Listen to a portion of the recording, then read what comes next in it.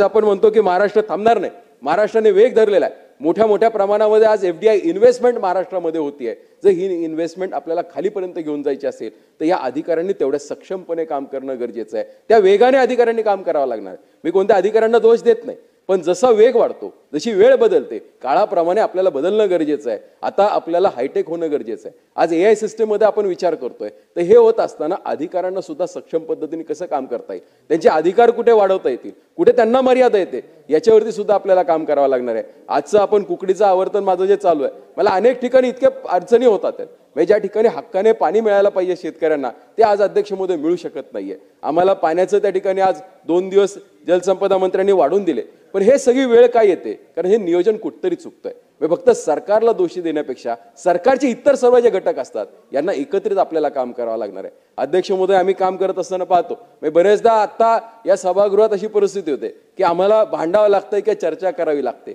ही वेळ काय येते, याच्यावरती अध्यक्ष महोदय चर्चा होणं गरजेचं आहे, याच्यावरती मार्ग काढणं गरजेचं आहे. आम्ही फर्स्ट टाइमर आहोत, आम्हाला अनुभव नाहीये, लहान तोंडी मोठा घास असेल, पण हे आम्ही शिकायचं का या सभागृहातनं, हाही कधी कधी प्रश्न तयार होतो. आम्ही कोणाकडनं शिकावं. म्हणजे पूर्वी ज्यावेळेस मी या गॅलरीतनं सभागृह अनेकदा अध्यक्ष महोदय पाहिलेलं आहे, आणि ते पाहत असताना विरोधक ज्या पद्धतीने मुद्दे मांडत होते आणि त्याला उत्तरं ज्या पद्धतीने सरकारकडनं दिली जात होती, ती परिस्थितीने आत्ताची कुठेतरी मला शंकास्पद वाटते. याच्यामध्ये कुठेतरी अध्यक्ष महोदय मार्ग निघला पाहिजे, या मताचा मी आहे. कारण आम्हाला खरंच कळत नाहीये. आता नक्कीच ट्रेनिंग सेशन झालं, म्हणजे परवा आम्ही ज्यावेळेस आम्हाला हक्क शिकवण्यात आले, म्हणजे ज्यावेळेस मी दिल्लीला गेलो होतो, प्राईमच्या माध्यमातून ट्रेनिंग सेशन झालं होतं, त्यात अनेकशा गोष्टी आम्हाला शिकवल्या गेल्या होत्या की एखाद्या सदस्याचे हक्क काय असतात. आज इथं आम्ही वेळेसाठी हक्कावरती भांडत चाललोय. अध्यक्ष महोदय, अशा गोष्टी आहेत, याचा भाग या 293शी नसेल, पण नक्कीच या सगळ्या गोष्टीचं ज्ञान सुद्धा आम्हाला मिळणं तेवढंच गरजेचं आहे. आज मला माझ्या मतदारसंघातले जे प्रश्न मांडायचे आहेत, हे मांडत असताना अनेक गोष्टी आहेत, या जसे प्रश्न असतात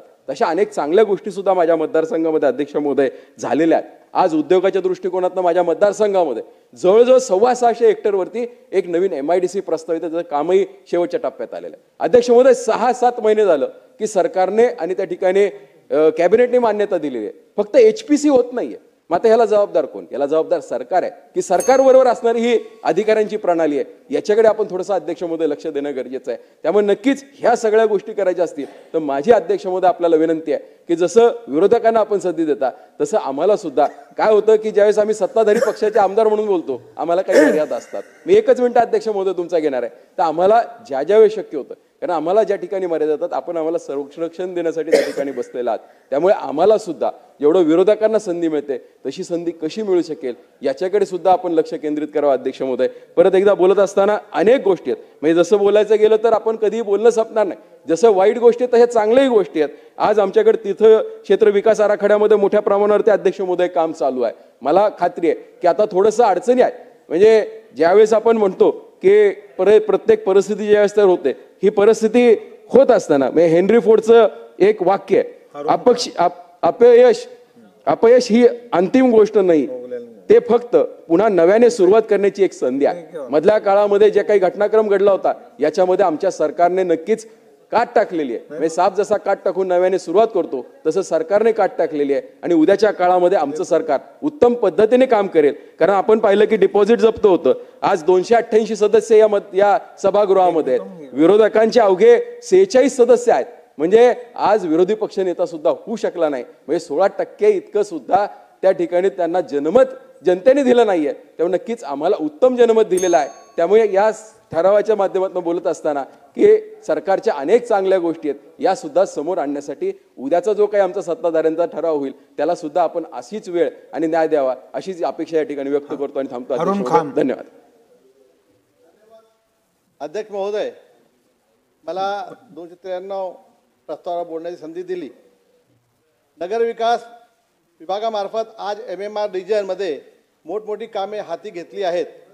काही पूर्ण होण्याच्या मार्गावर देखील आहेत. परंतु अध्यक्ष महोदय, मोठमोठे प्रकल्प करीत असताना याच नगरविकास खात्याच्या अखत्यारीत येणारे मुंबईमधील रस्त्यांचे काय? संपूर्ण मुंबईमध्ये रस्त्यांची कामे चालू आहेत. ती कामे पावसाळ्यापूर्वी करण्यासाठी बृहन्मुंबई महानगरपालिका आयुक्तांनी आदेश दिलेले आहेत व नवीन कामे घेऊ नयेत अशी सूचना केलेल्या आहेत. अध्यक्ष महोदय, मी दिनांक 13 जानेवारी 2025 रोजी माननीय प्रमुख अभियंता रस्ते यांना पत्र करून स्वामी विवेकानंद रस्ता, EE हाइट्स इमारतीपासून डेटिनेस कंपाऊंडपर्यंत अडथळा ठरणाऱ्या बांधकामांना पर्यायी व्यवस्था करून रस्ता रुंदीकरण करण्याकरिता पत्र दिले. अद्याप कोणतीच कार्यवाही झालेली नाही. साध्या माझ्या पत्राला उत्तर सुद्धा दिले नाही. अध्यक्ष महोदय, सदर रस्ता रुंदीकरण न झाल्याने JVLR ब्रिज खाली ट्रॅफिकची मोठी समस्या भेडसावत आहे. तसेच अध्यक्ष महोदय, घाटकोपर वर्सोवा मेट्रो ट्रेन यामध्ये शेवटचे स्थानक घाटकोपर व वर्सोवा असे सांगितले जाते. परंतु अध्यक्ष महोदय, वर्सोवा स्टेशन हे 7 बंगला परिसरात आहे आणि वर्सोवा हे अंतर तेथून साधारणतः 2 किलोमीटर असेल.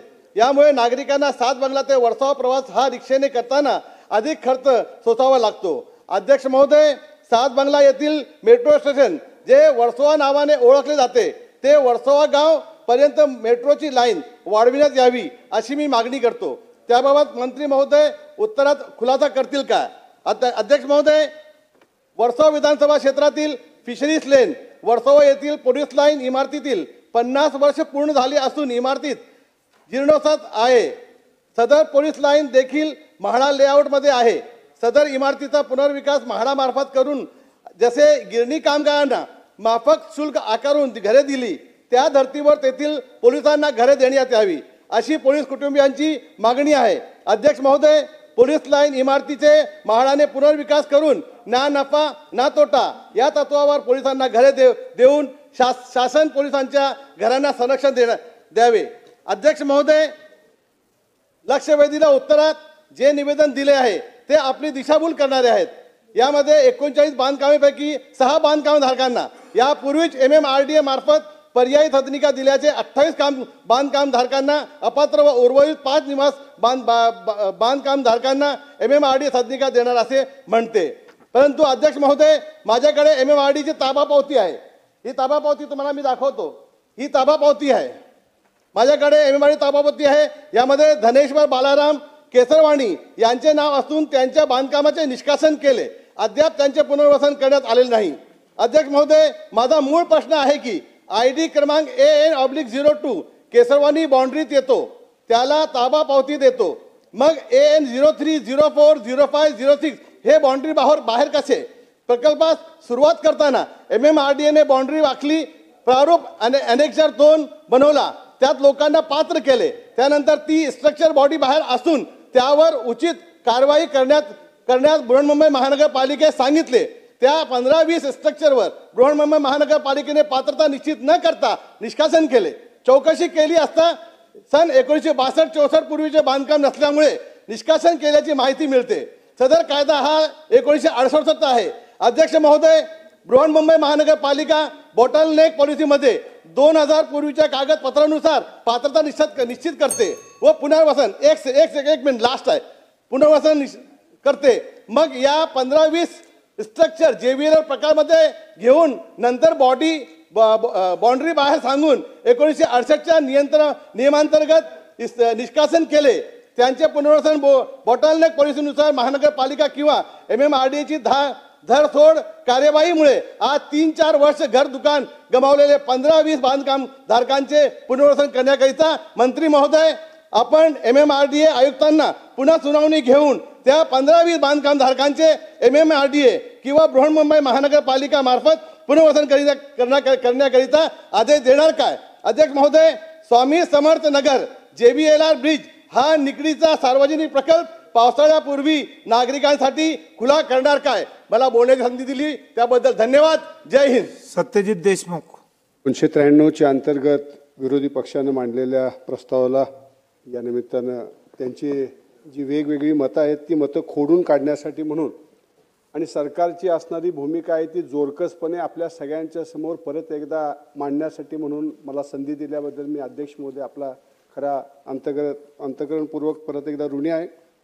आज या निमित्तानं मला सांगावंसं वाटतं की ह्या नभाने ह्या भूमीला दान द्यावे, मातीतील जोंधळ्याला चांदणे लगडून यावे, या पद्धतीनं खऱ्या अर्थानं आपल्या ह्या महाराष्ट्राचा जो आर्थिक पाहणीचा अहवाल आला त्या आर्थिक पाहणीच्या अहवालाचा गाभा काय होता? तर गाभा हा आहे की ह्या असणाऱ्या महाराष्ट्राचा जो गतिमान वेग आहे तो 7.5% असताना आर्थिक विकासाचा त्यामध्ये सगळ्यात जास्त जर अंतर्भूत अशा पद्धतीचा भाग असेल तर तो शेती विभागाचा आहे.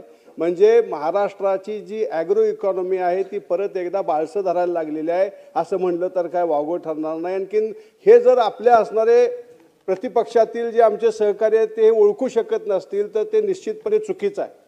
10,000 कोटीची गुंतवणूक आपल्या असणाऱ्या शेती विभागाच्या माध्यमातून असणाऱ्या वेगवेगळ्या योजनांच्या मध्ये आज सरकारच्या माध्यमातून प्रस्तावित आहे. 80,000 कोटीचा पत आराखडा सरकारनं आपल्या असणाऱ्या वेगवेगळ्या आपल्या सर्व शेतकऱ्यांना जो आपल्याला आराखडा द्यायचा आहे त्या आराखड्याच्या माध्यमातून त्यांना सहकार्य करण्याच्या संदर्भातला निर्णय झालेला आहे. त्या पुढे जाऊन मला आज आपल्याला ह्या आपल्या चर्चेच्या निमित्तानं सांगावंसं वाटतं की कोणता विषय आहे की ज्या विषयाच्या संदर्भात सरकार कमी पडलेलं आहे. उद्योग क्षेत्र तुम्ही घ्या. दावोसमध्ये आदरणीय मुख्यमंत्री महोदय आदरणीय देवेंद्रजी फडणवीस साहेब गेले. एक विजनरी नेते आहेत, एक विजनरी लीडर आहेत की ज्या लीडरनी तिथे गेल्यानंतर 15,70,000 कोटी रुपयाचे MOU केले. MOU केल्यानंतर आज त्या असणाऱ्या MOUच्या माध्यमातून विश्वजितजी जवळजवळ 17 ते 18 लाख रोजगार आपल्या ह्या महाराष्ट्रामध्ये उद्या येणार आहेत. किंबहुना मी तर शिराळ्यामध्ये तो प्रयत्न करणार आहे. MIDCच्या माध्यमातून इथं मंत्री महोदयांना सुद्धा मी विनंती करणार आहे की वेगवेगळ्या पद्धतीच्या प्रक्रिया उद्योगांना आपण चालना द्या. किंबहुना माझं असं मत आहे की ह्या असणाऱ्या उद्योग व्यवसायाच्या माध्यमातून काही चांगले उपक्रम डोंगरी आणि दुर्गम भागामध्ये आपल्याला आणता आणले तर ते सगळ्यात चांगल्या पद्धतीचं योगदान आमच्या असणाऱ्या उपेक्षित भागासाठी आपण देऊ शकाल. आणि त्याहूनही पुढे जाऊन माझं प्रामाणिक मत आहे की तुम्ही इन्फ्रास्ट्रक्चरकडे दिलेलं जे असणारं जे एक इम्पेटस ज्याला आपण म्हणतो, जे एक ग्रोथ ॲक्सेलरेशनसाठी इन्फ्रास्ट्रक्चरला दिलेला जो वाव आहे. आज जॉन एफ केनेडीनी त्यांच्या असणाऱ्या एक फेमस कोट आहे जॉन एफ केनेडींचं, it is not our wealth that built our roads but it is our roads which built our wealth. हे लक्षात घ्या तुम्ही. त्यामुळं आपल्या महाराष्ट्रामध्ये जी विद्युत वेगानं आज अध्यक्ष महोदय ही जी असणारी रस्त्यांचं जाळं आहे, वेगवेगळ्या पद्धतीचे प्रतिवाद त्या बाबतीत होत आहे. पण शक्तीपीठ मार्ग आहे, वर्ध्यापासून सुरू होणार तो सिंधुदुर्ग पर्यंत जाणार आहे, गोव्यापर्यंत कधी पोहोचले कळणार नाही तुम्हाला. आज कालच प्रधानमंत्री महोदयांचं खरं म्हणजे आपल्या असणाऱ्या हे सभागृहांना आभार मानायला पाहिजे. आपल्या प्रधानमंत्री महोदयांनी काल JNPA ते चौक एक अत्यंत महत्त्वपूर्ण अशा पद्धतीची लिंक या निमित्तानं मंजूर करून दिली. आणि ही असणारी जी सगळ्या रस्त्यांचं जाळं जे आहे त्या रस्त्यांच्या जाळ्याच्या माध्यमातून आपल्या महाराष्ट्राची जी आज वेगवान प्रगती आहे, आर्थिक क्षेत्रात असेल अन्य क्षेत्रात असेल, त्या असणाऱ्या प्रगतीमध्ये खूप मोठ्या पद्धतीचं योगदान ह्या असणाऱ्या रस्त्यांचं जाळ्याच्या माध्यमातून होणार आहे. आपण नाकारू शकत नाही. रिंग रोड घ्या पुण्याचे किंवा अन्य पद्धतीनं आज तुम्ही मगाशी आमच्या एका सदस्यानं सांगितलं की आपला देहू ते आळंदी आणि आळंदी ते पंढरपूरचा असणारा जो एक महत्त्वपूर्ण अशा पद्धतीचा भक्ती मार्ग घ्या. कितीतरी मी तुम्हाला रस्ते सांगतो. आणि ह्या रस्त्यांच्या जाळ्याच्या माध्यमातून खऱ्या अर्थानं ग्रामीण अर्थव्यवस्था जी आहे ती खूप मोठ्या पद्धतीनं उद्याच्या काळामध्ये तिला उचल मिळणार आहे.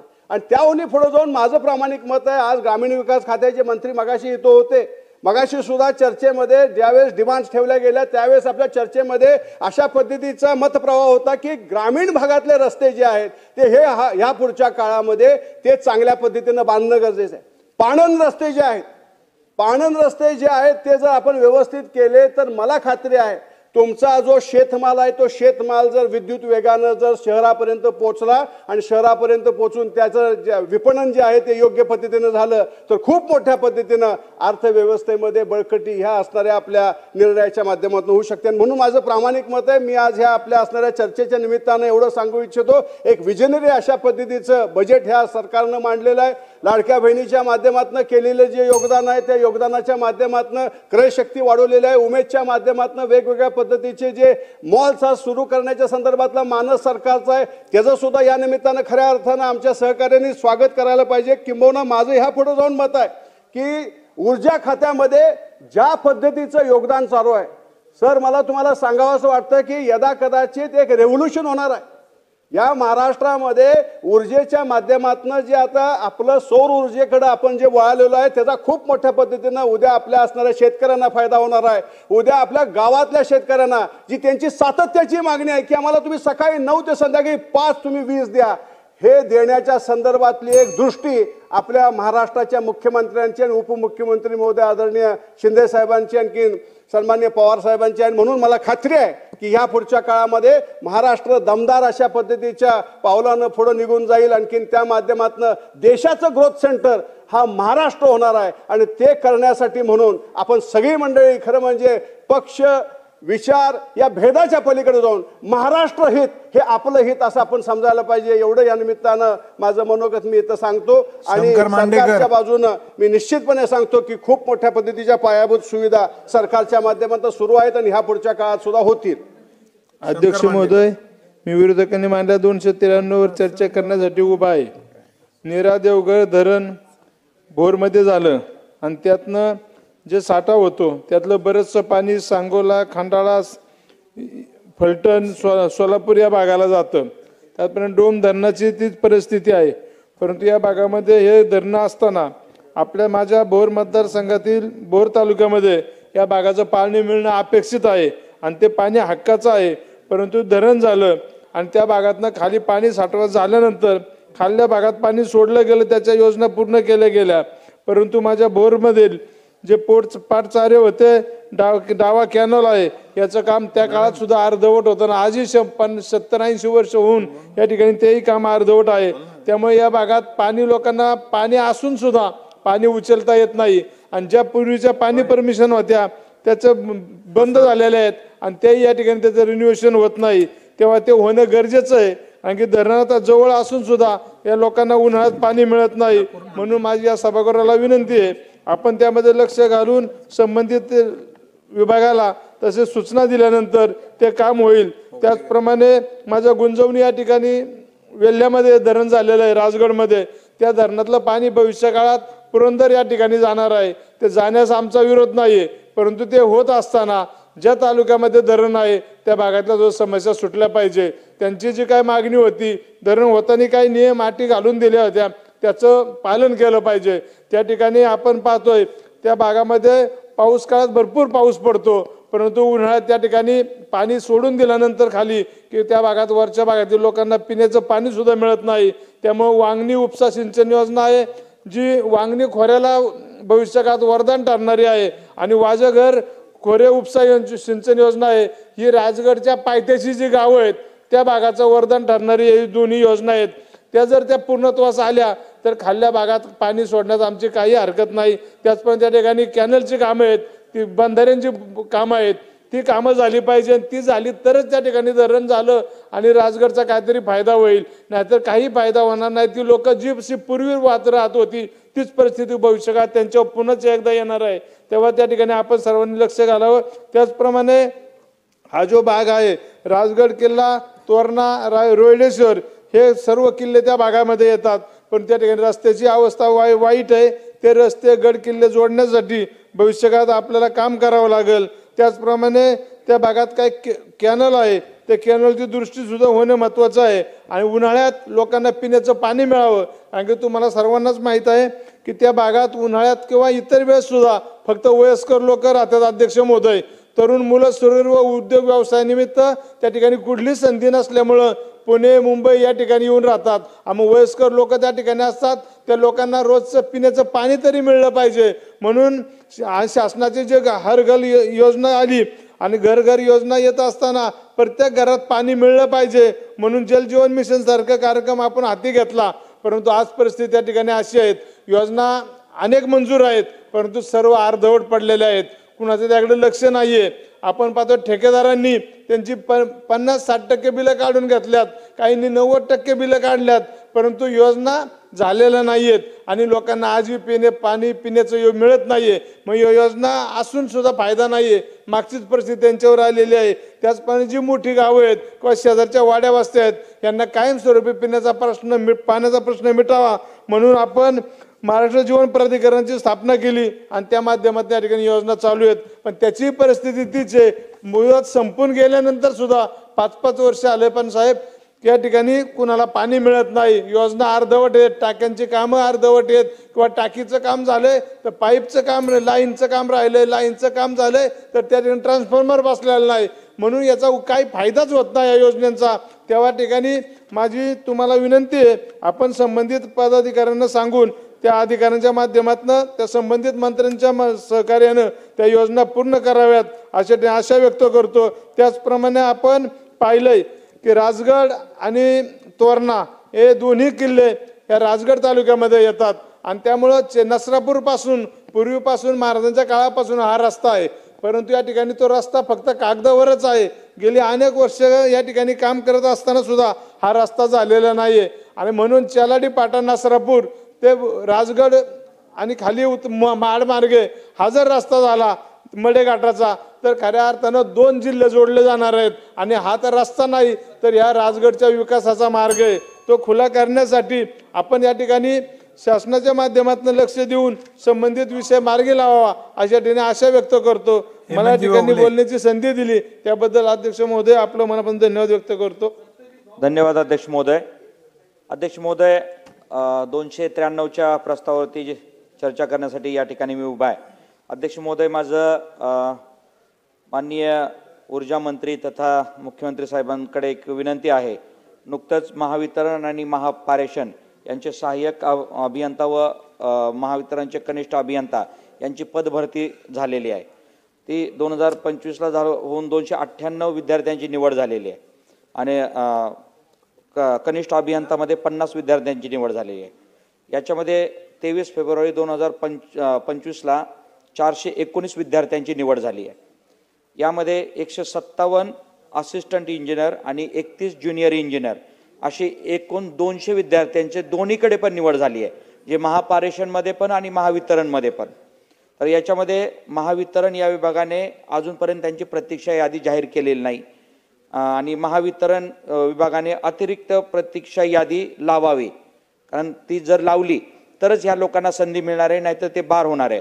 त्यामुळे माझी विनंती असेल की ज्याप्रमाणे निवड झालेल्या समान विद्यार्थ्यांना MPSC प्रमाणे ऑप्टिंग आउट भरती प्रक्रियेमधून बाहेर पडण्याचा एक साधा पर्याय उपलब्ध करून द्यावा, जेणेकरून जे बाकीचे महावितरणचे ऑप्टिंग आउट हा पर्याय उपलब्ध करून दिला नाही तर जवळपास या 200 मुलांना नोकरीमधून बाद व्हावं लागेल.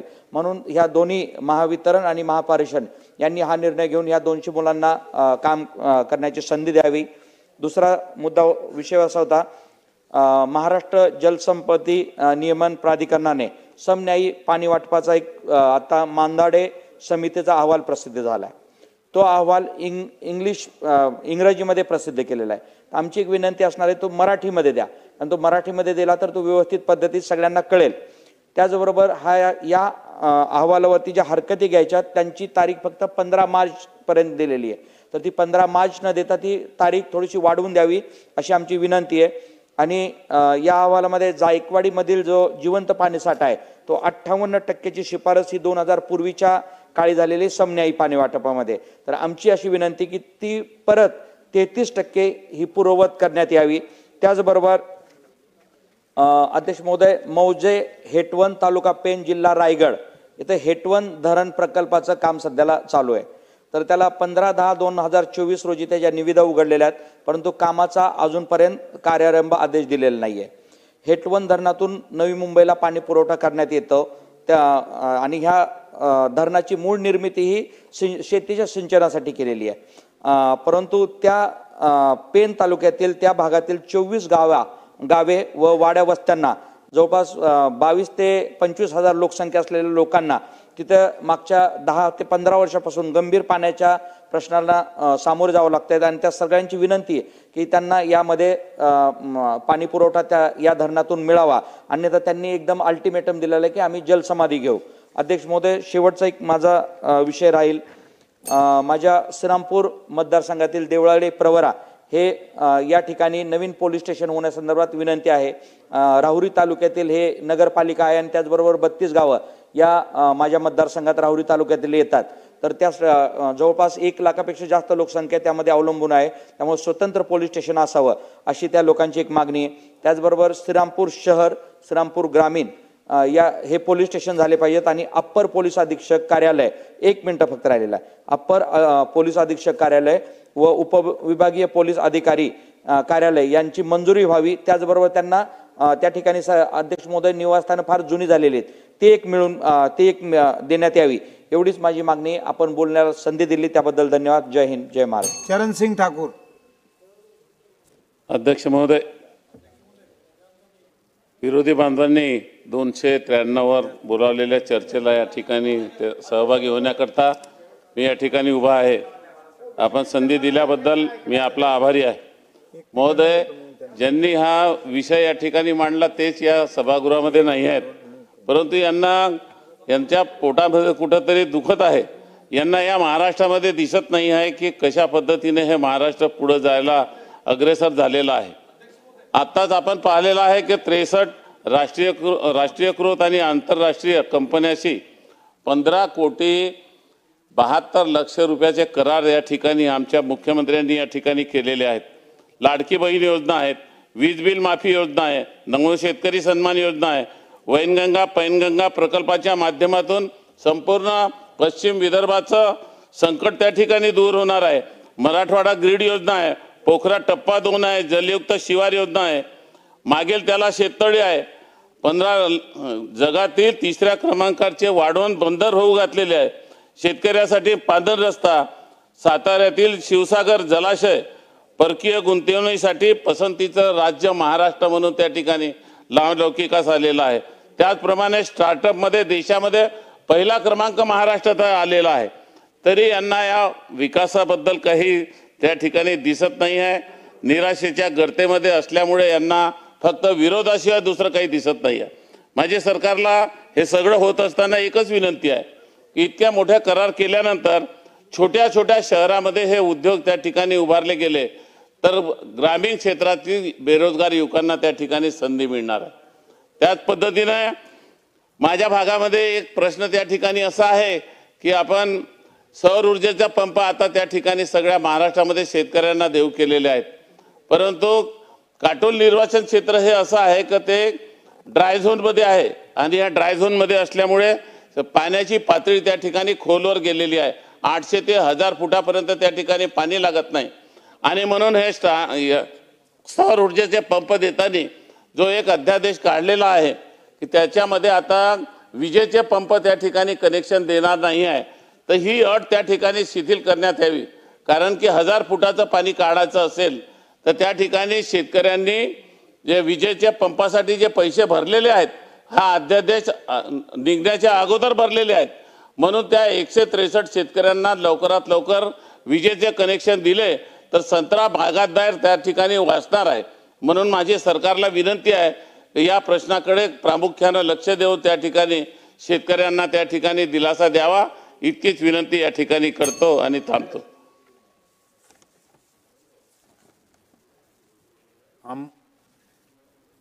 संजय तरेकर. धन्यवाद अध्यक्ष महोदय. 14 मार्च 2024 रोजी शासन निर्णयानुसार राष्ट्रीय आरोग्य अभियान अंतर्गत कार्यरत असलेले 10 वर्ष व त्यापेक्षा जास्त सेवा झालेल्या कंत्राटी अधिकारी व कर्मचारी यांच्या सेवा नियमित करण्याबाबतचा शासन निर्णय घेण्यात आला होता. परंतु आज 1 वर्षापेक्षा जास्त कालावधी लोटूनही सदर निर्णयाची अंमलबजावणी केल्या जात नाही. राष्ट्रीय आरोग्य अभियानाअंतर्गत एकूण 71 संवर्ग आहे. केवळ 2 संवर्गाची समायोजन ऑर्डर काढण्यात आलेली आहे आणि उर्वरित संवर्ग मात्र 1 वर्षापासून ऑर्डरच्या प्रतीक्षेत आहे. मला शासनाला विनंती आहे की यांना लवकरात लवकर याची अंमलबजावणी व्हावी. त्याचप्रमाणे मला आपलं लक्ष वेधू इच्छितो की महाराष्ट्र महसूल सेवक संघटना ही आजपासून उपोषणाला बसली आहे. यांना कोतवाल म्हणून संबोधित होते, परंतु आता शासनाने त्यांना महसूल सेवक म्हणून असं संबोधण्यात येत आहे. आजपर्यंत त्यांचं मानधन कमी होतं, आता थोडंसं मानधन वाढवलं. एका तुटपुंजी मानधनावर ते काम करत आहे. गावखेड्यात त्यांना 7/12 वाटप करण्याचं काम, दवंडी पेटवण्याचं काम, निवडणुकीचे काम असे अनेक कामं त्यांच्या हातून आपण करत असतो. परंतु त्यांची मागणी आहे की त्यांना चतुर्थ श्रेणीमध्ये त्यांना समाविष्ट करून घ्यावं अशी त्यांची या ठिकाणी मागणी आहे.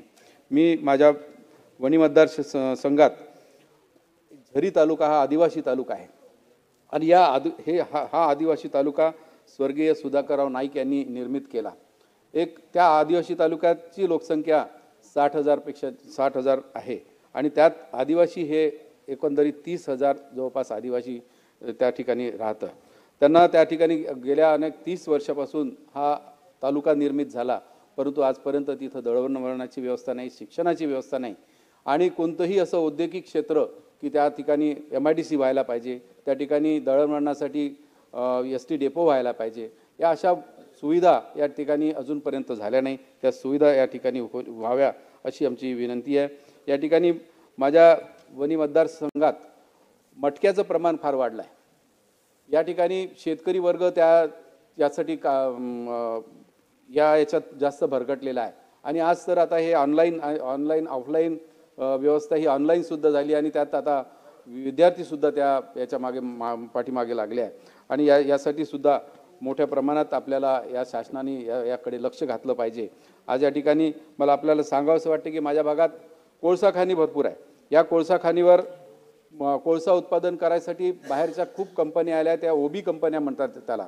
या ओबी कंपन्या वरचं बर्डन काढायसाठी जवळपास 10 ते 12 कंपन्या आहेत. प्रत्येक या कंपन्यामध्ये कमीत कमी एका कंपन्यामध्ये 1000 लोक काम करतात.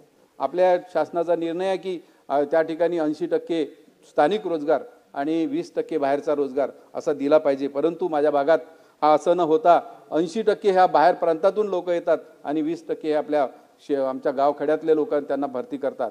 यावर कुठंतरी शासनाने यावर कटिबद्ध होऊन या ठिकाणी निर्णय घेतला पाहिजे. मला आपल्याला या ठिकाणी सांगावंसं वाटते की या निमित्तानं मला आपल्याला सांगावंसं आहे की शेतकरी सुखी तर राज्य सुखी हा मंत्र समोर ठेवून विविध योजना गतिमान करण्याचा प्रयत्न करीत असलेल्या महायुती शासन सांगण्यात येते. परंतु ही एक भूलताप आहे. केंद्र शासनाच्या चुकीच्या धोरणामुळे शेतकरी संकटात सापडलेला आहे. केंद्र शासनाच्या धोरणामुळे शेतमालाला दर पडलेले आहे. कापूस, धान, सोयाबीन या पिकांना चांगला भाव मिळत नाही. शेतीसाठी येणारा खर्च जास्त व उत्पादन कमी अशी स्थिती सध्या निर्माण झालेली आहे. त्यामुळे शेती व्यवसायाला भवितव्य फार धोक्यात आलेलं आहे. मला सांगावंसं वाटते की माझ्या मतदारसंघात ग्रामीण व आदिवासी भागातील लोकांना दळणवळण चांगल्या सोयीसुविधा उपलब्ध करून देण्यात आलेल्या नाही. झरी, मारेगाव, वणी रस्त्याची बसेसची व्यवस्था नाही. आवश्यक बसेस नसल्यामुळे त्या मार्गावरील शालेय विद्यार्थी व आदिवासी बांधवांना पायी चालत जाण्याची वेळ येत आहे. त्यामुळे शासनाने या झरी आणि मारेगाव आदिवासी बहुल तालुका असल्यामुळे मार्गावर आवश्यक बसेस उपलब्ध करून द्याव्या. या पद्धतीचं आज या अमोल जावळे. अध्यक्ष महोदय, नियम 293 विरोधकांनी मांडलेल्या प्रस्तावावर बोलण्यासाठी मी आता उभा आहे. आपण मला संधी दिली त्याबद्दल आपले मनापासून धन्यवाद. आपण बघतोय, ऐकतोय, विरोधक नेहमी लाडकी बहीण, मुख्यमंत्री लाडकी बहीण योजनेबद्दल बोलत आहेत. अगदी निवडणुकीच्या आधीपासून तर आतापर्यंत लाडकी बहीण योजनेबद्दल बोलत आहेत. परंतु आपण जर बघितलं असेल तर जेव्हापासून लाडकी बहीण योजना अत्यंत चांगली, ही योजनाचं इम्प्लिमेंटेशन महाराष्ट्रामध्ये झालं आणि याच्यानंतर अनेक चांगल्या जर्नलिस्टने अनेक चांगल्या इम्पॅक्ट असेसमेंट रिपोर्ट्स बाहेर आलेत आणि त्या रिपोर्ट्सचे काही अनेक चांगले खूप फाइंडिंग्ज आहेत. त्या मी 1-2 मिनिटांमध्ये आपल्यासोबत शेअर करतो. 60% महिला असं म्हणतात की महिलांचं त्या घरामध्ये, परिवारामध्ये त्यांची निर्णय क्षमता त्याच्यामध्ये वाढलेली आहे. 25% महिलांचं साधारणतः अर्ली मॅरेजेस जे होत होते ते 25% प्रमाण कमी झालेलं आहे. त्यातला दुसरा अत्यंत महत्त्वाचा एक भाग आहे, 55% महिलांचं असं म्हणणं आहे की त्यांना स्वतःला एम्प्लॉयमेंट अपॉर्च्युनिटीज जनरेट झालेल्या आहेत. साधारणतः 60% महिलांचं असं म्हणणं आहे याच्यामध्ये की आम्हाला आमचं स्टँडर्ड ऑफ लिव्हिंग जे आहे, आमचं स्टँडर्ड ऑफ लिव्हिंग ह्या लाडकी बहीण योजनेमुळे वाढलेलं आहे. अशी अत्यंत चांगल्या प्रकारची लाडकी बहीण योजना महायुती सरकारने इम्प्लिमेंट केलेली आहे. हे करत असताना आपल्याला माहिती आहे की आदरणीय मोदीजींचं ते 5 ट्रिलियन डॉलर इकॉनॉमीचं जे स्वप्न आहे, संकल्प जो आहे, त्यामध्ये महाराष्ट्राचा सुद्धा $1 ट्रिलियन इकॉनॉमीचा संकल्प जो महाराष्ट्रामध्ये आहे, आदरणीय देवेंद्रजींच्या नेतृत्वात ही महाराष्ट्राची इकॉनॉमी प्रचंड जोरात पुढे चाललेली आहे. मला असं वाटतं हे करत असताना आमच्या केळी, माझा रावेर यावल विधानसभा क्षेत्रामध्ये केळी अत्यंत महत्त्वाचं पीक आहे. त्याच्यामध्ये साधारण 70 ते 80 हजार करोडचं कॅपिटल साधारण केळीच्या माध्यमातूनची अर्थव्यवस्था आहे. माझ्या या माध्यमातून आदरणीय कृषी मंत्री महोदय आता सभागृहात उपस्थित आहेत. माझ्या 3 मागण्या आहेत. एक, केळीपासून स्पिरिट निर्मिती. आपल्याला माहिती आहे की आता इथेनॉलची डिमांड प्रचंड वाढलेली आहे. डिमांड सप्लाय गॅप प्रचंड आहे आणि कदाचित मोलॅसिसचा सुद्धा सप्लाय कमी होतोय. त्यानिमित्ताने माझी विनंती आहे की केळीचा आणि जर शेतकऱ्यांना, केळी उत्पादक शेतकऱ्यांना जर आपल्याला केळीसाठी जर एक चांगला भाव द्यायचा असेल तर त्यापासून केळीपासून स्पिरिट निर्मिती होणे अत्यंत गरजेची आहे आणि ते शक्य आहे. कारण आपण बघितलं असेल तर ऊसामध्ये साधारणतः 23% शुगर 23% शुगर ब्रिक्स असतात, परंतु केळीमध्ये आपण बघितलं तर साधारणतः 18-23% शुगर ब्रिक्स असतात. त्यामुळे केळीपासून जर स्पिरिट निर्मिती तयार करण्यात आली तर खूप त्याचा फायदा होणार आहे. त्यामुळे आदरणीय कृषी मंत्री महोदयांना विनंती आहे की आपण महाराष्ट्रामध्ये रावेरमध्ये पहिला डिस्टिलरी केळीवरती स्पिरिट तयार करणे पहिली डिस्टिलरीचा एक पथदर्शी प्रकल्प आपण घेण्यात यावा. दुसरं एक आहे की टेक्नॉलॉजी ट्रान्सफर सेंटर आपण बघितलं असेल तर केळीमध्ये अनेक प्रकारचं संशोधन होत आहे. त्यामुळे माझी विनंती आहे की राहुरी कृषी विद्यापीठाचं एक टेक्नॉलॉजी ट्रान्सफर सेंटर जर माझ्या रावेर मतदारसंघामध्ये जर सुरू करता आलं तर याचा शेतकऱ्यांना खूप चांगल्या प्रकारे फायदा होईल. केळीवरती विविध प्रकारचे रोग येत असतात, नवीन प्रकारच्या व्हरायटीज येतात, या प्रशिक्षण त्यांना देता शक्य होईल, त्यांना नवीन टेक्नॉलॉजी अडॉप्ट करायला मदत होईल. त्यामुळे एक टेक्नॉलॉजी ट्रान्सफर सेंटर करण्यात यावं. तिसरा अत्यंत महत्त्वाचा विषय असा आहे केळीच्या संदर्भातला आणि इतर पिकांच्या संदर्भातला की प्रचंड नुकसान होत आहे. माझ्या रावेर तालुक्यातील 42 गावं अशी आहेत की त्या 42 गावांमध्ये अजूनही 22-23चे नुकसान भरपाई शेतकऱ्यांना मिळाली नाही आहे. त्यामुळे माझी या निमित्ताने शासनाला विनंती आहे की नुकसान भरपाई देण्याची जी पद्धत आहे त्याची जी प्रोसेस आहे त्यामध्ये गव्हर्नमेंट प्रोसेस रिइंजिनिअरिंग जर आपण केलं, थोड्याफार जर त्याच्यामध्ये मॉडिफिकेशन जर आपण केलेत, नवीन प्रोसेस जर आपण त्याच्यामध्ये अडॅप्ट केली तर शेतकऱ्यांना ते नुकसान भरपाई वेळेत मिळायला मदत होणार आहे. त्यामुळे माझी शासनाला विनंती आहे की याच्यामध्ये थोडं गव्हर्नमेंट प्रोसेस रिइंजिनिअरिंग करण्यात यावं. आणि तिसरा अत्यंत महत्त्वाचा विषय मी एक बोलून विषय संपवतो. अर्बन ग्रोथ सेंटर्स आपल्याला माहिती आहे आदरणीय देवेंद्रजींनी डावॉसमध्ये साधारणतः 15,75,000 कोटी रुपयाचे ॲग्रीमेंट्स केलेले आहेत. मला असं वाटतं की अर्बन ग्रोथ सेंटर्स जर आपण तयार केले त्याच्या माध्यमातून त्याचा खूप फायदा होणार आहे. असंच एक अर्बन ग्रोथ सेंटर जर माझ्या यावर रावे तालुक्यामध्ये जर तयार करण्यात आलं आणि तिथले जर इंडस्ट्रियल एरिया कारण आदिवासी बहुल क्षेत्र ते आहे, जर D+ झोन जर त्याला डिक्लेअर करण्यात आलं की जेणेकरून ह्या सगळ्या इंडस्ट्रीज तिथे येतील आणि तिथे लोकांना रोजगारसुद्धा मिळेल, पर कॅपिटा इन्कमसुद्धा वाढेल, अशी मी आपल्याला विनंती करतो. आपण संधी दिली त्याबद्दल धन्यवाद. जय हिंद, जय महाराष्ट्र. अध्यक्ष महोदय, नियम 293 विरोधी पक्षाच्या प्रस्तावावर मी बोलण्यासाठी उभा आहे. अध्यक्ष महोदय, फेब्रुवारी 2025 मध्ये व त्या सुमारास माननीय उच्च न्यायालयाच्या निर्णयानंतर राज्य सरकार आणि मुंबई महानगरपालिकेने POPची मूर्ती बनवायला, विकायला आणि नैसर्गिक तलावात विसर्जन करायला पूर्णपणे बंदी घातलेली आहे. त्यास राज्यातील विशेषतः मुंबईतील मूर्तिकार संघटना आणि गणेशोत्सव मंडळांनी त्याला विरोध दर्शवलेला आहे आणि या संदर्भामध्ये मूर्तिकार संघटना आणि मंडळांनी माननीय मुख्यमंत्री, नगरविकास मंत्री आणि मुंबई महानगरपालिका यांच्याकडे तक्रारी देखील दाखल केलेल्या आहेत. आपल्या माध्यमातून माझी मागणी आहे की शासनाने या संदर्भात मूर्तिकार संघटना आणि गणेशोत्सव मंडळ यांच्याशी चर्चा करून तातडीने तोडगा काढण्यात यावा. अध्यक्ष महोदय, आपल्याला मी कळवू इच्छितो की महाराष्ट्र शासनाच्या अखत्यारीत विविध शासकीय, निमशासकीय कार्यालयातील विविध मंजूर असलेल्या पदांपैकी तब्बल 34% पदे रिक्त आहेत. त्यामुळे शासनाने राज्यातील विविध संवर्गातील रिक्त असलेली पदे तातडीने भरण्याच्या अनुषंगाने कारवाई करण्यात यावी. माझ्या मतदारसंघातील JJ हॉस्पिटल या हॉस्पिटलमध्ये लाडपागे समितीच्या शिफारसीनुसार तेथील सफाईकार कामगारांना अद्यापही घरांची प्रक्रिया त्यांची प्रलंबित आहे. तसंच सफाईगार कामगारांची पेटी भरतीची जी आहे ती देखील पेटी भरती अद्याप झालेली नाही, ती तातडीने व्हावी अशा पद्धतीची मी मागणी या ठिकाणी आपल्याकडे करत आहे. अध्यक्ष महोदय, मुंबईमध्ये BDD चाळीच्या मोठ्या प्रमाणामध्ये पुनर्विकास होत आहे. मग वरळी असेल, ढिलाई रोड असेल, नायगाव असेल, या ठिकाणी BDD चाळीचा पुनर्विकास होत असताना त्या ठिकाणी पोलीस बांधव राहत आहेत. त्यांच्या घरासाठी त्यांना मालकी हक्काचं घर 15 लाखामध्ये देण्याचं एक धोरणात्मक निर्णय राज्य सरकारने घेतलेला आहे.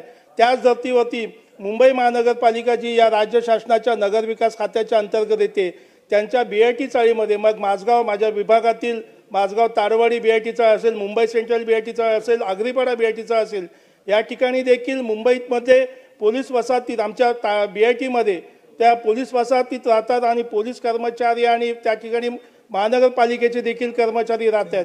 माझी आपल्याकडे मागणी आहे की BDD चाळीच्या धर्तीवरती ज्या पद्धतीने पॉलिसी डिसिजन घेण्यात आला पोलीस बांधवांसाठी, त्याच पद्धतीने BIT चाळीमध्ये पुनर्विकास होत असताना पोलीस कर्मचाऱ्यांना 15 लाखामध्ये मालकी हक्काचं घर मिळावं. तसंच मुंबई महानगरपालिकेचे कर्मचारी त्या ठिकाणी जे अनेक पिढ्यानपिढ्या राहणारे रहिवासी आहेत त्यांना देखील मालकी हक्काने घर त्या ठिकाणी देण्यात यावं.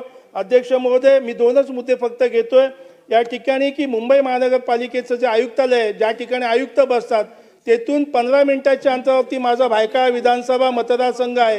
या भायखळा विधानसभेच्या पूर्व आणि पश्चिम विभागामध्ये मोठ्या प्रमाणामध्ये जलवाहिन्या नादुरुस्त अवस्थेत आहेत आणि या ठिकाणी त्या ब्रिटिशकालीन असल्यामुळे तेथील रहिवाशांना, भायखळा विधानसभेतील रहिवाशांना सातत्याने दूषित आणि अनियमित आणि कमी दाबाने पाणी पुरवठा होत असतो. यासाठी आपल्या माध्यमातून राज्य शासनाच्या वतीने मुंबई महानगरपालिकेच्या आयुक्तांना सूचना व्हाव्यात आणि मोठ्या निधीची तरतूद, जलवाहिन्या त्या ठिकाणी बदली करण्यासाठी मोठ्या निधीची तरतूद करण्यात यावी अशी मी आपल्याला विनंती करेन.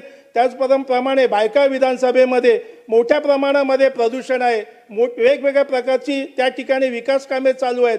त्याच पद्धतीने बेकरी उद्योग त्या ठिकाणी असल्यामुळे लाकूड आणि कोळसा मोठ्या प्रमाणात त्या ठिकाणी जाळला जातो. यासाठी योग्य ती आपण उपाययोजना करावी आणि त्या ठिकाणी प्रदूषण कमी होण्याकरता आपल्याकडून कारवाई व्हावी अशा पद्धतीची या ठिकाणी मी मागणी करतो. शेवटचा मुद्दा साहेब, आज पोलीस कर्मचाऱ्यांना, शासकीय कर्मचाऱ्यांप्रमाणे पोलीस कर्मचाऱ्यांना 8 तासाची सेवा करावी अशी मागणी आहे, परंतु त्याकडे शासनाचं दुर्लक्ष झालेलं आहे.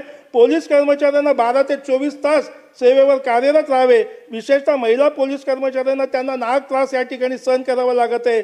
शासनाने काही वर्षापूर्वी याबाबतीत निर्णय घेतला होता, परंतु जैसे ते परिस्थिती असल्यामुळे शासनाने शासकीय कर्मचाऱ्यांप्रमाणे पोलीस कर्मचाऱ्यांना 8 तास सेवा करण्याबाबत तात्काळ निर्णय घ्यावा अशी मी आपल्याला विनंती करतो. जय हिंद, जय महाराष्ट्र, जय भीम. धन्यवाद अध्यक्ष महोदय. विरोधी पक्षाच्या 293 प्रस्तावावरील माझ्या भावना मांडण्याकरता मी इथे उभा आहे. अध्यक्ष महोदय, आपल्या महाराष्ट्राचं अर्थसंकल्पाचं अधिवेशन आहे आणि या अधिवेशनामध्ये राज्याचे उपमुख्यमंत्री व अर्थ व नियोजन मंत्री यांनी राज्याचं अर्थसंकल्प हे महाराष्ट्राच्या जनतेसमोर आणि विधिमंडळासमोर काही दिवसांपूर्वी मांडलेले आहे. अध्यक्ष महोदय, अर्थसंकल्पावर आम्ही आमच्या भावना एक लोकप्रतिनिधी म्हणून व्यक्त केलेल्या आहेत, परंतु महाराष्ट्राचा एक नागरिक म्हणून महाराष्ट्रातील सर्वसामान्य लोक, शेतकरी, कष्टकरी, तरुण पिढी, महिला, ज्येष्ठ नागरिक असतील, या सर्वांच्या ज्या अपेक्षा आहेत त्या अर्थसंकल्पाच्या माध्यमातून काय संपूर्ण समाधानी किंवा लोकांना खुश करतील अशा काही झालेलं नाही, त्याचं व्यक्तिगत माझं आणि महाराष्ट्रातील अनेक लोकांचं मत आहे. अध्यक्ष महोदय, महाराष्ट्रामध्ये आज अनेक प्रश्न आहेत आणि या प्रश्नांवर बोलत असताना अध्यक्ष महोदय, कृषी बाबतीत मी माझ्या भावना व्यक्त केल्या की विधानसभेच्या निवडणुकीच्या आधी निवडणुकीच्या तोंडावर सत्ताधारी पक्षातील अनेक नेत्यांनी, पक्षांनी जाहीर केलेलं होतं की महाराष्ट्रातल्या अडचणीत सापडलेल्या शेतकऱ्यांना थेट मदत करण्याचा प्रयत्न सत्तेवर आल्यानंतर विद्यमान सरकार करेल. अध्यक्ष महोदय, खरं महाराष्ट्रातले तमाम शेतकरी मोठ्या आशेने आणि अपेक्षेने ही वाट पाहत होते की यंदाच्या अर्थसंकल्पामध्ये कुठेतरी शेतकऱ्यांना कर्जमाफीच्या रूपाने कुठेतरी प्रत्यक्षपणे त्यांना मदत पोहोचेल. अध्यक्ष महोदय, सन 2017 रोजी महाराष्ट्रामध्ये छत्रपती शिवरायांच्या नावाने कर्जमाफीची योजना जाहीर झाली आणि तदनंतर 2019च्या नंतर पुन्हा महात्मा ज्योतिराव फुलेंच्या नावाने महाविकास आघाडीने कर्जमाफीची योजना जाहीर केली. अध्यक्ष महोदय, यावर ह्या आधीच्याही विधिमंडळामध्ये आणि अधिवेशनाच्या कामकाजामध्ये माझ्यासह अनेक आमच्या आमदार सदस्यांनी भावना आपल्या व्यक्त केलेल्या आहे की छत्रपती शिवरायांच्या नावाने जाहीर झालेली कर्जमाफी योजना याच्यात महाराष्ट्रातील आजही जवळजवळ 6 लाख शेतकरी हे त्यातनं वंचित राहिलेले आहेत आणि म्हणून अध्यक्ष महोदय, कुठेतरी त्या शेतकऱ्यांची सुद्धा काहीतरी फसवणूक झाली का अशी आमच्या महाराष्ट्रातल्या शेतकऱ्यांची एक दुर्दैवानी भावना निर्माण झालेली आहे. अध्यक्ष महोदय, मी सांगितलं मगाशी की शेतकऱ्यांना त्यांचा पिकाचं हमीभाव मिळाला पाहिजे. शेतकऱ्यांना जे काही त्याचं अवकाळी पावसामुळे, कुठेतरी गारपिटीमुळे नैसर्गिक आपत्त्या होतात, त्यात पूर असेल, कुठं दुष्काळ असेल, अशा सर्व परिस्थितीमध्ये त्यांच्या पिकाला योग्य हमीभाव देणं आणि त्यांच्या पिकांचं संरक्षण करणं किंवा शेतकऱ्यांना मदत करणं हे राज्य सरकारची नैतिक जबाबदारी असते. अध्यक्ष महोदय, गेल्या काही दिवसांपासून आम्ही ऐकतोय की जो काही सोयाबीनच्या बाबतीत जे काही दरामध्ये फरक पडला त्यामध्ये राज्य शासनाने शेतकऱ्यांना असं आश्वासन दिलं होतं, विश्वास दिला होता की त्यामध्ये जो फरक आहे आणि ते फरक आम्ही निश्चितपणे त्यामध्ये शेतकऱ्यांना मदत करू. परंतु गेल्या काही दिवसांपासून आम्हाला दिसत आलेलं आहे की नुसतं वचनं दिली पण त्याची पूर्तता केली नाही असं आमच्या शेतकऱ्यांना या ठिकाणी आज पाहायला मिळते. अध्यक्ष महोदय, अर्थसंकल्पामध्ये अनेक मोठमोठे मार्ग जाहीर करण्यात आले, स्टेट हायवेजची घोषणा करण्यात आली. अध्यक्ष महोदय, आता मी बोलत आहे, मला एक 10 मिनिटं वेळ द्यावा. शक्तीपीठ या ठिकाणी शक्तीपीठाचा मार्ग जो जाहीर केला, शक्तीपीठ करत असताना विदर्भापासून ते पश्चिम महाराष्ट्रापर्यंत हा रस्ता होतोय, परंतु तेथील स्थानिक शेतकऱ्यांना लोकांना विश्वासात घेणं अत्यंत गरजेचं आहे. अध्यक्ष महोदय, आणि ज्या शेतकऱ्यांच्या जमिनीवर या ठिकाणी उत्तम पीक येतं अशा शेतकऱ्यांच्या जमिनी घेत असताना त्या शेतकऱ्यांचं नेमकं नुकसान किती होतं या बाबतीतल्या विशेष करून पश्चिम महाराष्ट्रात आपल्या सांगली कोल्हापूर जिल्ह्यातील शेतकऱ्यांना विश्वासात घ्यावं, त्यांचे काही सूचना असतील त्या समजून घ्याव्या, भावना समजून घ्याव्या आणि मग शेतकरी पीठा बाबतीत जो महामार्ग राज्य शासन करण्यात एवढं उत्सुक झालेलं आहे त्याच्या बाबतीत शेतकऱ्यांना लोकांना विश्वासात घेऊन निर्णय घ्यावा अशी माझी ठाम भूमिका आहे. अध्यक्ष महोदय, इथं अनेक गोष्टींवर आपल्या भावना व्यक्त केल्या. कुणी सांगितलं 15 लाख कोटीची गुंतवणूक महाराष्ट्रामध्ये होती. दावोसला दरवर्षी महाराष्ट्राचं शिष्टमंडळ जातं आणि सरकारमधले मुख्यमंत्री, सन्मान्य उद्योगमंत्री तिथं जाऊन आपल्या महाराष्ट्राचं प्रतिनिधित्व करतात. वेगवेगळे करार हजारो कोटींचे त्याच्यावर सह्या केल्या जातात आणि मग असं आम्हाला सांगितलं जातं की अमुक लाखाची कोटीची गुंतवणूक महाराष्ट्रामध्ये येणार आहे. अध्यक्ष महोदय, माझा एक प्रश्न आहे की गेल्या 3 वर्षांमध्ये ज्या दावोसच्या या शिष्टमंडळाच्या भेटीनंतर जी काही गुंतवणूक महाराष्ट्रामध्ये जाहीर करण्यात आली, जे काही करार झाले, यातले किती प्रत्यक्षपणे उद्योग महाराष्ट्राच्या मातीमध्ये राज्यामध्ये सुरू झाले, त्यातले किती शहरांमध्ये झाले, किती ठाणे, पुणे, मुंबई, नागपूरमध्ये झाले असतील. परंतु महाराष्ट्राच्या ग्रामीण भागात जिथे खऱ्या अर्थाने जिथं उद्योग हा पोचू शकला नाही, तिथं उद्योग न पोचण्यामुळे तिथल्या ग्रामीण भागातल्या जिल्ह्यातल्या तरुणांना, बेरोजगारांना रोजगार उपलब्ध होऊ शकला नाही. अशा किती जिल्ह्यांमध्ये अशा प्रकारचे उद्योग उभे झाले आणि त्या उद्योगातनं महाराष्ट्रातल्या तरुणांना किती या ठिकाणी रोजगार उपलब्ध झाला. अध्यक्ष महोदय, या ठिकाणी मला जाणीवपूर्वक मांडायचं आहे. अध्यक्ष महोदय, आज या ठिकाणी मला आपल्याला सांगायचं आहे की केंद्र सरकारच्या ज्या रोजगार मंत्रालय राष्ट्रीय करिअर सेवा पोर्टलवर महाराष्ट्रामध्ये अध्यक्ष महोदय 24,51,000 बेरोजगारांनी नोंद केलेली. त्यात महाराष्ट्रातल्या अनेक जिल्ह्यांमध्ये तो आकडा 1 लाखाहून जास्त आहे. आणि मग एकीकडे आपण म्हणतो की आमच्याकडे महाराष्ट्र राज्यामध्ये उद्योग येत आहेत, एकीकडे आम्ही सांगतो नव्या उद्योग गुंतवणुकीमुळे आमच्या महाराष्ट्रातल्या बेरोजगारांना रोजगार उपलब्ध होत आहे. मग जर हे असेल तर केंद्र सरकारच्या कामगार व रोजगार मंत्रालयामध्ये राष्ट्रीय करिअर सेवा व पोर्टलमध्ये महाराष्ट्रामध्ये तो 24,51,000 लोक ही नोंदणी का करतात ह्याचंही आत्मपरीक्षण राज्य सरकारने करण्याची आवश्यकता आहे. अध्यक्ष महोदय, आज मी मगाशी उल्लेख केला रस्त्यांची अपघाताची संख्या सन 2022 मध्ये, मी रस्त्यांवर बोलणार आहे अध्यक्ष महोदय, कारण एकीकडे आपण हायवेची गोष्टी करतो परंतु गावागावाला जोडणारे, गावापासून तालुक्याला जिल्ह्यापासून जोडणारे जे रस्ते त्याचं रुंदीकरण करणं, त्याचा दर्जा चांगला करणं हे सुद्धा राज्याचं एक नैतिक कर्तव्य. कुठेतरी गेल्या काही वर्षांपासून ठेकेदारांना कामं दिली गेली परंतु ती कामं प्रत्यक्षपणे करताना त्यांची बिलं दिली गेली नाहीत, म्हणून त्याचाही कामाचा दर्जा कुठं तर खालवत जातोय. हेच मला एक खंत व्यक्त करायची. अध्यक्ष महोदय, साधं उदाहरण, सन 2022 मध्ये 33,000 ह्याचे एवढे अपघात झाले. सन 2023 मध्ये ते वाढले, 35,243 झाले. पुन्हा त्यावेळेस ह्या वर्षी ते जवळजवळ 36,000 आणि 85 अपघाताची या ठिकाणी वाढ झालेली आहे. अध्यक्ष महोदय, म्हणजे अपघात रस्त्यांवर होणाऱ्यांची संख्या ही वाढत चाललेली आहे. अध्यक्ष महोदय, साधं उदाहरण देतो. पुण्यासारखं शहर आहे अध्यक्ष महोदय, आज पुण्यात आम्ही राहतो आणि पुण्याच्या नागरिकांचे काय त्यांना त्रास होत आहे हे दुर्दैवाने आम्हाला दैनंदिन परिस्थितीत पाहावं लागतं. टॉमटॉम नावाची एक संस्था आहे. ही संस्था जे ट्रॅफिक असतं शहरांमध्ये त्याचं संशोधन करतं, त्याचा अभ्यास करतं.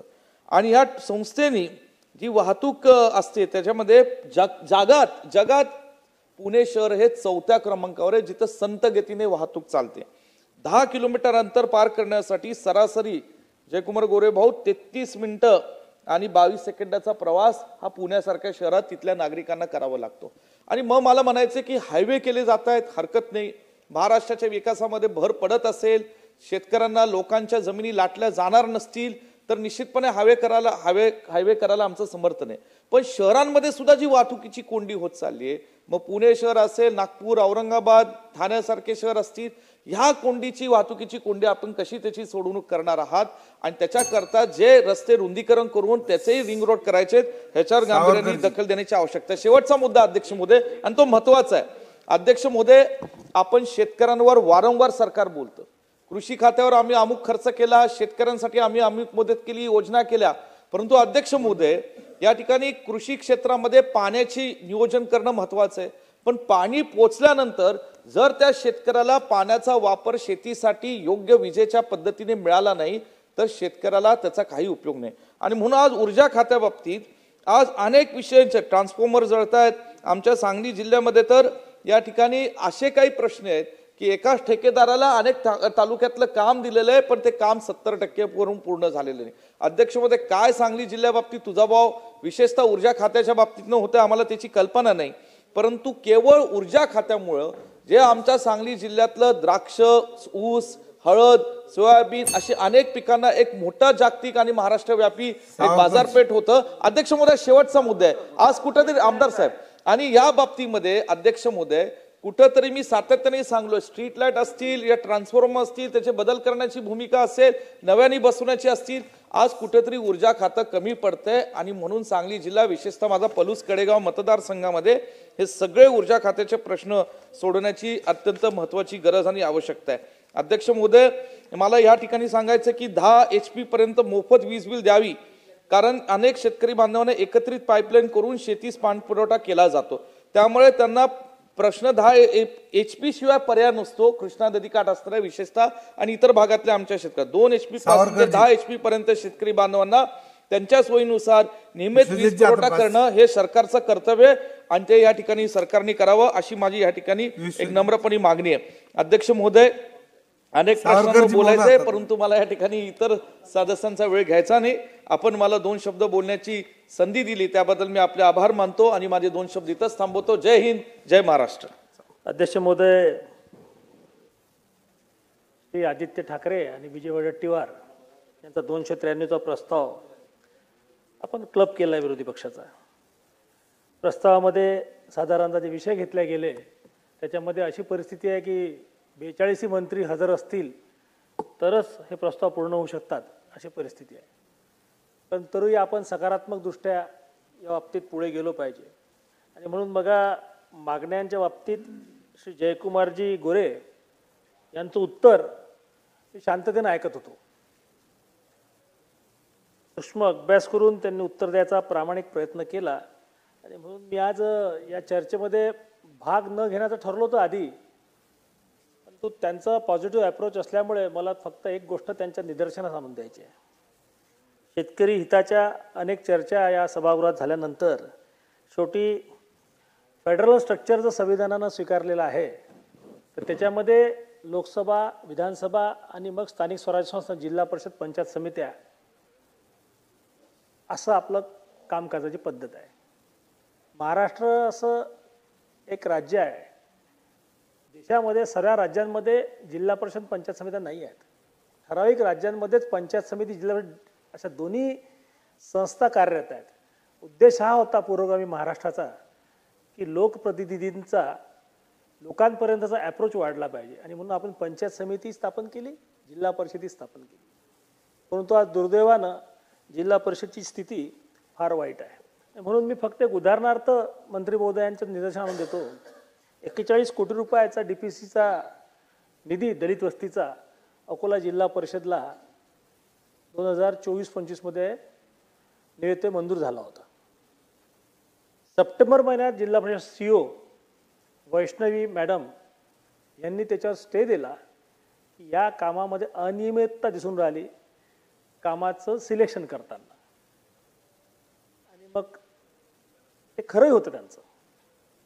जिल्हा परिषद 15 जानेवारीला बरखास्त होणार होती, बरखास्त म्हणजे त्यांची टर्म संपणार होती, आणि मग त्याच्या काही दिवस आधी सभापती जिल्हा परिषद समाज कल्याण यांनी त्यांना कबुली दिली की आम्ही आता, आणि अधिकाऱ्यांनी कबुली दिली की आम्ही रितसर सर्व प्रोसिजर्स फॉलो करून दलित वस्तीच्या निधीचं वाटप करू, कामाचं सिलेक्शन करू. आणि नेमकं एक दिवस जिल्हा परिषदचा मुदत संपायच्या एक दिवस आधी यांनी ती यादी मंजूर केली. मी DPCच्या मीटिंगमध्ये हा विषय काढला, त्यांनी कबूल केलं की हो, आमच्या हातून अनियमितता झाली.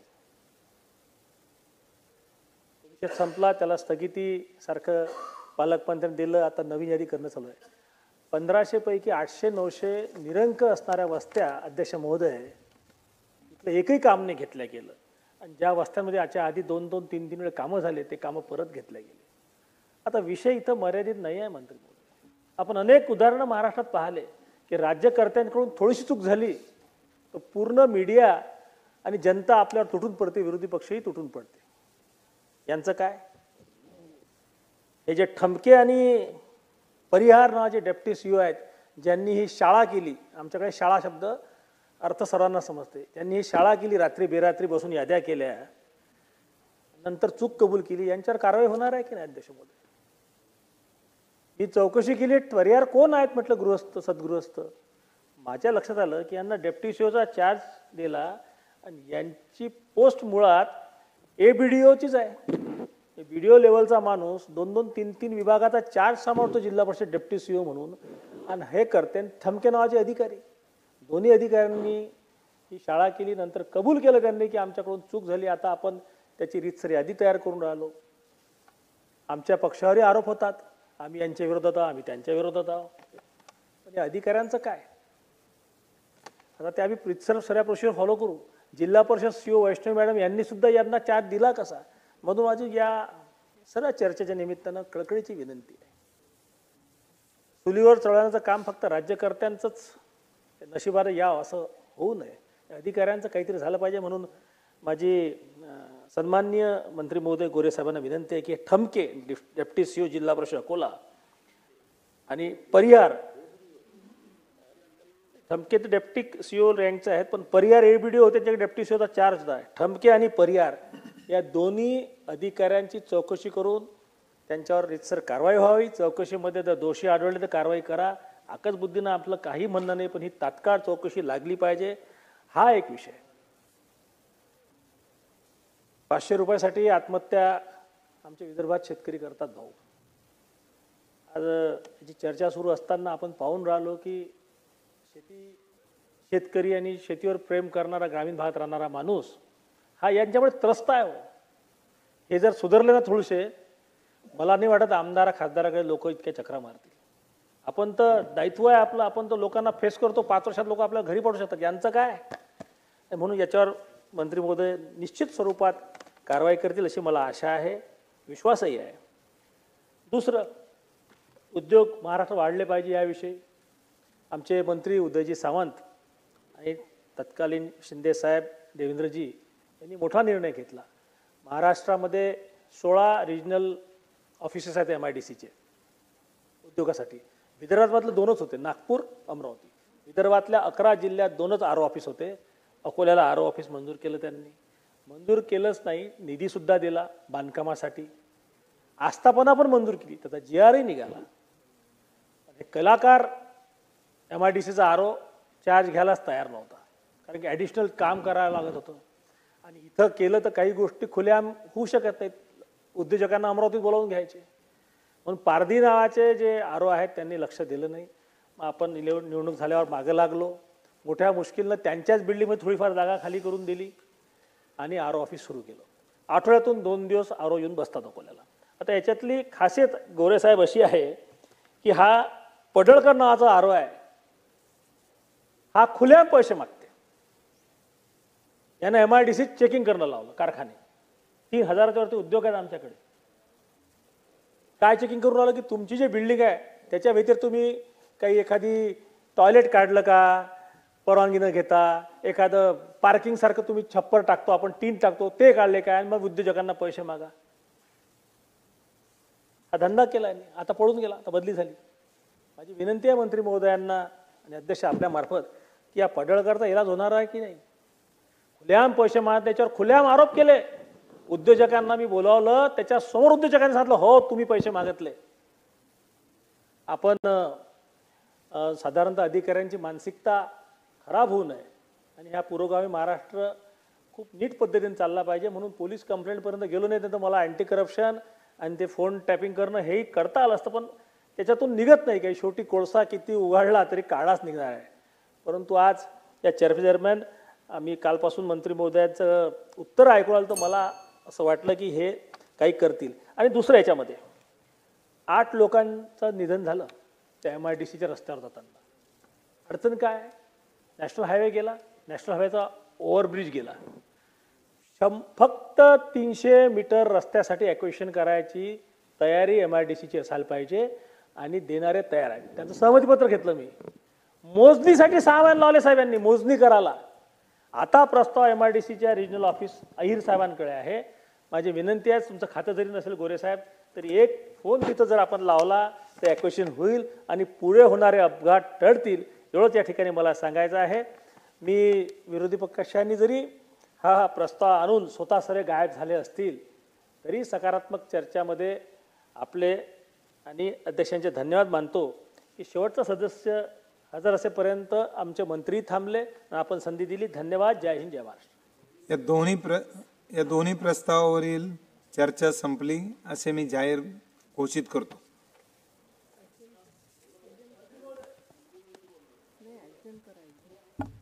आता नाही बोलायचं नाही, देणार उत्तर देणार नाही बोलतो. अध्यक्ष महोदय, आता चर्चेच्या दरम्यान सावरकर साहेबांनी खूप महत्त्वाचा विषय मांडला होता आणि तो चर्चेच्या अनुषंगाने मी उत्तर देत नाही आहे, पण तो विषयच गंभीर होता. आणि मांडताना त्यांनी सांगितलं की कामाच्या सिलेक्शनमध्ये काही गडबडी झाल्या, त्या मान्य केल्या, बाकी हे सगळं मला मान्य आहे. म्हणजे काय BDOला डेप्युटी COचा चार्ज देणं हे खूपच गंभीर आहे. त्यामुळं या सभागृहाच्या माध्यमातून सावरकर साहेब आपल्याला आश्वस्त करतो की असं घडलं असेल, तुम्ही सांगताय सभागृहामध्ये ते सत्यच आहे, सदस्य सांगतो ते सत्य म्हणून असं घडलंय, याच्यावर त्याची गंभीर दखल घेऊन COला उद्याच्या उद्या त्या संदर्भातली माहिती मागून जो कोण संबंधित असेल आणि ज्याने अशी चूक केली असेल त्याच्यावर कारवाई केली जाईल, हे या सभागृहाच्या माध्यमातून अध्यक्ष महोदय. सभागृहाची बैठक आता स्थगित होत आहे. शुक्रवार दिनांक 21 मार्च 2025 रोजी सकाळी 9:45 ते 10:45 वाजेपर्यंत सभागृहाची विशेष बैठक भरेल. विशेष बैठकीत लक्षवेधी सूचना घेण्यात येतील. सभागृहाची नियमित बैठक 11 वाजता सुरू होईल.